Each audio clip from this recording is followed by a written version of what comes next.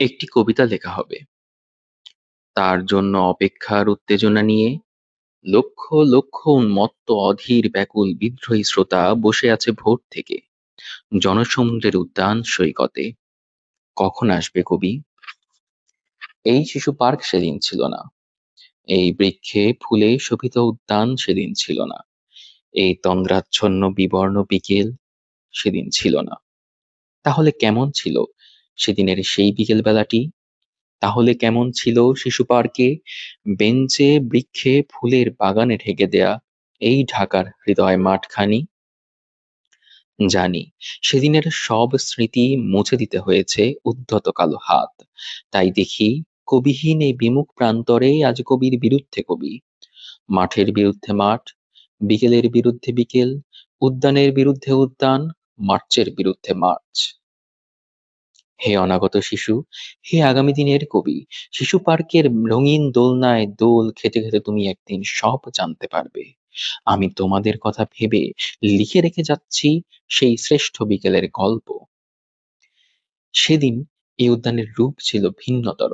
না পার্ক, না ফুলের বাগান, এসবের কিছুই ছিল না। শুধু একখণ্ড অখণ্ড আকাশ যেরকম, সেরকম দিগন্ত প্লাবিত ধুধু মাঠ ছিল দূর্বাদলে ঢাকা, সবুজে সবুজময়। আমাদের স্বাধীনতা প্রিয় প্রাণের সবুজ এসে মিশেছিল এই ধুধু মাঠের সবুজে। কপালে কবজিতে লাল শালু বেঁধে মাঠে ছুটে এসেছিল কারখানা থেকে লোহার শ্রমিক। লাঙল জোয়াল কাঁধে এসেছিল ঝাঁক বেঁধে উলঙ্গ কৃষক। পুলিশের অস্ত্র কেড়ে নিয়ে এসেছিল প্রদীপ্ত যুবক।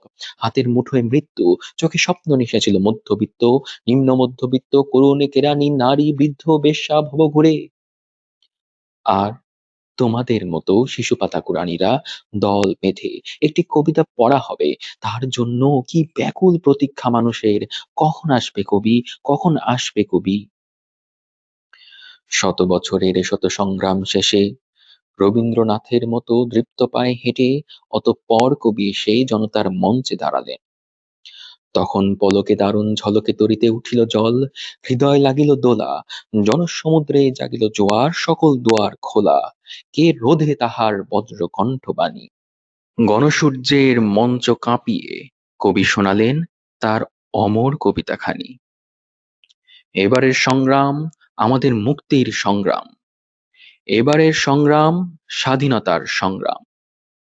সেই থেকে স্বাধীনতা শব্দটি আমাদের।